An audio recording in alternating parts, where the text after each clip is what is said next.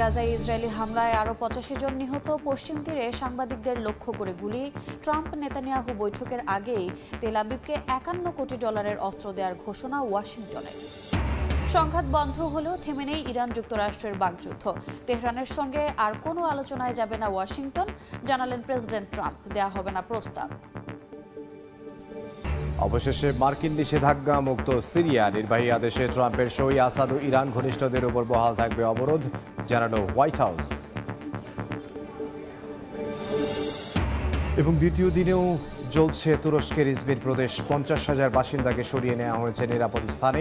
তীব্র দাবদাহে বিপর্যস্ত ইউরোপের জনজীবন, রেড অ্যালার্ট জারি। গাজায় ইসরায়েলি হামলায় একদিনে নিহত হয়েছেন ৮৫ জন। পশ্চিম তীরে সাংবাদিকদের লক্ষ্য করে চালানো হয়েছে গুলি। শান্তি উদ্যোগে ট্রাম্প নেতানিয়াহু বৈঠকের ঘোষণা এলেও এরই মধ্যে যুক্তরাষ্ট্র $৫১ কোটি অস্ত্র দিয়েছে তেল আবিবকে।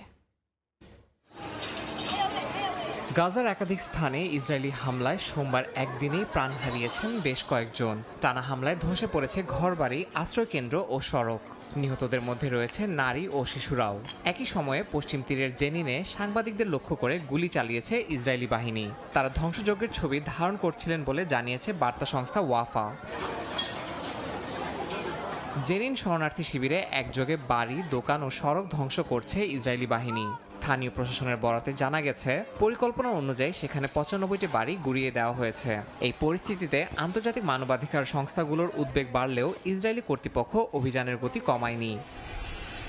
এরই মধ্যে আগামী সোমবার ওয়াশিংটনের ট্রাম্প নেতানিয়াহু বৈঠকের ঘোষণা এসেছে। হোয়াইট হাউস জানিয়েছে এটি দুজনের মধ্যে চলতি বছরের তৃতীয় সাক্ষাৎ। একই সঙ্গে মার্কিন কর্মকর্তাদের সঙ্গে ইসরায়েলের কৌশল বিষয়ক মন্ত্রী ডারমারও বৈঠক করবেন। শান্তি চুক্তির নামে এই কূটনৈতিক প্রচেষ্টা চললেও হামাস জানিয়েছে ইসরায়েলের কাছ থেকে ৪ সপ্তাহ ধরে কোনো গঠনমূলক প্রস্তাবই আসেনি। এই পরিস্থিতিতে যুক্তরাষ্ট্র আবারও ইসরায়েলকে $৫১ কোটি অস্ত্র বিক্রির অনুমোদন দিয়েছে। এর মধ্যে রয়েছে প্রায় ৪,০০০ JDAM বোমা নির্দেশক কিট ও অন্যান্য বিস্ফোরণ উপাদান। পেন্টাগন বলছে ইসরায়েলের নিরাপত্তা মার্কিন স্বার্থের জন্য অত্যন্ত গুরুত্বপূর্ণ। বিশ্লেষকরা বলছেন গাজায় বেসামরিক প্রাণহানির মধ্যেই এই চুক্তি যুক্তরাষ্ট্রের ভূমিকা নিয়ে নতুন করে প্রশ্ন তুলছে। যুক্তরাষ্ট্রের সঙ্গে আলোচনার সম্ভাবনা নাকচ করে আগামী কয়েক মাসের মধ্যেই নতুন করে পারমাণবিক সমৃদ্ধকরণের কাজ শুরুর ঘোষণা দিয়েছে ইরান। আন্তর্জাতিক পারমাণবিক শক্তি সংস্থা পক্ষপাতমূলক আচরণ করছে উল্লেখ করে দেশটির পররাষ্ট্রমন্ত্রী আব্বাস আরাকচির অভিযোগ, সংস্থাটির নীরবতা যুদ্ধাপরাধের সুযোগ করে দিচ্ছে। চলমান উত্তেজনার মধ্যেই ওয়াশিংটন তেহরান পুনরায় বৈঠকের আহ্বান জানিয়েছে G7 ভুক্ত দেশগুলো। ইসরায়েলের হামলায় ইরানের নিহতের সংখ্যা বেড়ে ৯৩৫ জনে দাঁড়িয়েছে।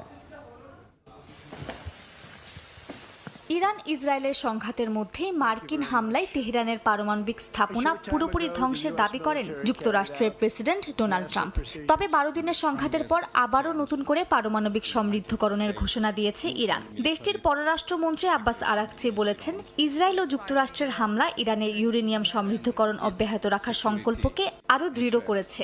বিজ্ঞানী হত্যা ও সেন্ট্রিফিউজ ধ্বংস করেও ইরানকে থামাতে ইসরায়েল ব্যর্থ হয়েছে বলেও দাবি করেন আরাকচি। এদিকে তেহরানের এক সংবাদ সম্মেলনে ইরানের পররাষ্ট্র মন্ত্রণালয়ের মুখপাত্র জানান, ইসরায়েলের সব হামলা নথিপত্র সংগ্রহ করছে ইরান। প্রতিটি টার্গেটেই যুদ্ধাপরাধের প্রমাণ মিলেছে বলে জানান তিনি। IAEA এর সঙ্গে সহযোগিতা স্থগিতকরণের যে আইনটি ইরানের পার্লামেন্টে পাশ হয়েছে তা সাম্প্রতিক ঘটনাগুলির প্রেক্ষিতে ইরানি জনগণের গভীর উদ্বেগ ও ক্ষোভকে প্রতিফলিত করে। ফরাসি প্রেসিডেন্ট ইমানুয়েল ম্যাক্রোর সঙ্গে এক ফোনালাপে ইরানের প্রেসিডেন্ট মাসুদ পেজিশকিয়ান জানান, আন্তর্জাতিক পারমাণবিক সংস্থা যদি সদস্য রাষ্ট্রদের অধিকারকে সম্মান না করে তবে আঞ্চলিক ও বৈশ্বিক নিরাপত্তা হুমকির মুখে পড়বে। ইরানের উপর মার্কিন ও ইসরায়েলি হামলার নিন্দা না করে বরং বিভ্রান্তিকর প্রতিবেদন প্রকাশ করে IAEA নিজেদের নিরপেক্ষতা হারিয়েছে বলেও সাফ জানিয়ে দেন পেজিশকিয়ান। এরই মধ্যে ইরান যুক্তরাষ্ট্রের পারমাণবিক ইস্যুতে আলোচনার জন্য আন্তর্জাতিক চাপ বাড়ছে। G7 পররাষ্ট্রমন্ত্রীরা এক যৌথ বিবৃতিতে বলেন, ইরানকে অবশ্যই IAEA এর সঙ্গে পূর্ণ সহযোগিতায় ফিরতে হবে এবং NPT-র প্রতিটি বাধ্যবাধকতা মেনে চলতে হবে।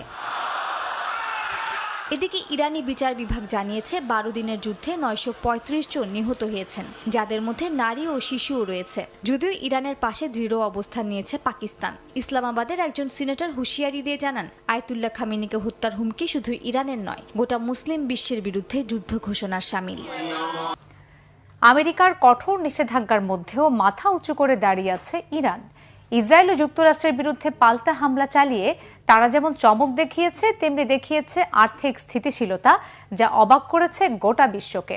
প্রশ্ন উঠেছে, এত চাপের মধ্যেও কিভাবে চলছে ইরানের যুদ্ধ অর্থনীতি, আর কেনই বা ব্যর্থ হচ্ছে আমেরিকা ও ইসরায়েলের বহু শত কোটি ডলারের প্রতিরক্ষা কৌশল। হাফিজুল ইসলামের ডেস্ক রিপোর্টে বিস্তারিত। বিশ্বের অন্যতম কঠোর অর্থনৈতিক অবরোধের শিকার হয়েও বছরের পর বছর ধরে মাথা উঁচু করে দাঁড়িয়ে আছে মধ্যপ্রাচ্যের মুসলিম পরাশক্তি ইরান। সাম্প্রতিক সংঘাতে ইসরায়েল ও যুক্তরাষ্ট্রের বিরুদ্ধে তাদের পাল্টা জবাবের তীব্রতায় চমকে গেছে গোটা বিশ্ব। শত্রুদের চাপানো নিষেধাজ্ঞা ও ষড়যন্ত্রের মাঝে কিভাবে সামরিক সক্ষমতা বজায় রাখছে দেশটি, নিরাপত্তা বিশ্লেষকদের জন্য সেটা এখন চরম এক ধাঁধা। পশ্চিমাদের বিশ্বাস ছিল অচিরেই ভেঙে পড়বে ইরান, মেনে নেবে তাদের আধিপত্য, কিন্তু বাস্তবতা বলছে সম্পূর্ণ ভিন্ন কথা। প্রশ্ন উঠেছে, খামেনির এত সাহসের উৎস কোথায়? যুদ্ধ ও দীর্ঘ নিষেধাজ্ঞার মধ্যেও এখনও কিভাবে টিকে আছে ইরানের অর্থনীতি? ইরানের প্রতিরোধের ভিত্তি মূলত দেশটির বিপুল প্রাকৃতিক সম্পদ ও বিকল্প অর্থনীতি। গ্যাস ও তেলের বিশ্ব মজুদের শীর্ষে থাকা দেশ ইরানের হাতে রয়েছে হরমুজ প্রণালীর নিয়ন্ত্রণ। এই কৌশলগত অবস্থান শুধু অর্থনীতিতে নয়, সামরিক ক্ষেত্রেও এনে দিয়েছে চমৎকার সুবিধা। দেশটির অর্থনীতির আরেকটি গুরুত্বপূর্ণ চাবিকাঠি হল বহুমুখী রপ্তানি কাঠামো। জ্বালানি পণ্য ছাড়াও আন্তর্জাতিক বাজারে ইরান বিক্রি করে নানা রকম কৃষিপণ্য, সিমেন্ট, রাসায়নিক, কাপড়, অস্ত্র, এমনকি আতর ও জাফরান সহ আরও অনেক সামগ্রী। পশ্চিমা নিষেধাজ্ঞা ফাঁকি দিয়ে ব্ল্যাক ও গ্রে মার্কেট, ছায়া বাণিজ্য, সীমান্ত বিনিময় কিংবা ক্রিপ্টোকারেন্সির মাধ্যমে বিশ্ববাজারে পৌঁছায় এসব পণ্য। আন্তর্জাতিক বাজারে ইরানি পণ্যের সরবরাহ ঠিক রাখতে সহযোগিতা করে থাকে চীন, রাশিয়া, তুরস্ক, আফগানিস্তান, এমনকি সিরিয়ার মতো আঞ্চলিক মিত্ররা। কখনো সরাসরি, আবার কখনো বিকল্প চ্যানেলে চালু থাকে ইরানের রফতানি। 1979 সালের ইসলামী বিপ্লবের পর থেকে যুক্তরাষ্ট্রের নিষেধাজ্ঞার অধীনে রয়েছে ইরান। মাঝে সামান্য শিথিলতা এলেও ট্রাম্প প্রশাসনের আমলে আবারও শুরু হয় কঠোর অবরোধ। এরপরেও মার্কিন তথ্য মতে 2021 সালেও বিশ্বে গ্যাস মজুদের দিক থেকে দ্বিতীয় এবং তেলে তৃতীয় বৃহত্তম ছিল ইরানের অবস্থান। নিজেদের প্রযুক্তিগত উৎপাদন এবং সামরিক গবেষণায় বহুদিন ধরেই বিনিয়োগ করেছে ইরান। 2023 সালে দেশটি সমরাস্ত্র খাতে ব্যয় করেছে $10 বিলিয়ন। ইরানি বিশ্লেষকদের দেয়া তথ্য বলছে, চোরাপথে অস্ত্রের যন্ত্রাংশ সংগ্রহ, রাশিয়া, চীন, উত্তর কোরিয়ার প্রযুক্তি সহযোগিতা এবং স্থানীয় উদ্ভাবনের কারণে ইরান নিজেই এখন তৈরি করতে পারে ভয়ঙ্কর সব ক্ষেপণাস্ত্র। পরিমাণের দিক থেকে পশ্চিমাদের চেয়েও বেশি ক্ষেপণাস্ত্র উৎপাদনের কৌশল নিয়েছে তেহরান। এর পাশাপাশি গবেষণা, প্রতিরক্ষা ও ন্যানো টেকনোলজির মতো উচ্চ প্রযুক্তি খাতে দেশীয় বিজ্ঞানীদের যুক্ত করায় আরও জোরদার হয়েছে ইরানের সক্ষমতা। ইরানের শক্তি বৃদ্ধির যাত্রা মোটেও সহজ হয়নি। এর জন্য দেশটিকে দিতে হচ্ছে কঠিন মূল্য। ইতিমধ্যেই 50% ছাড়িয়েছে মূল্যস্ফীতি। বিদ্যুৎ ও পানির তীব্র সংকটে জর্জরিত দেশের জনগণ। সরকার স্বীকার করেছে অন্তত 1/4 মানুষ বাস করছে দারিদ্র্যসীমার নিচে।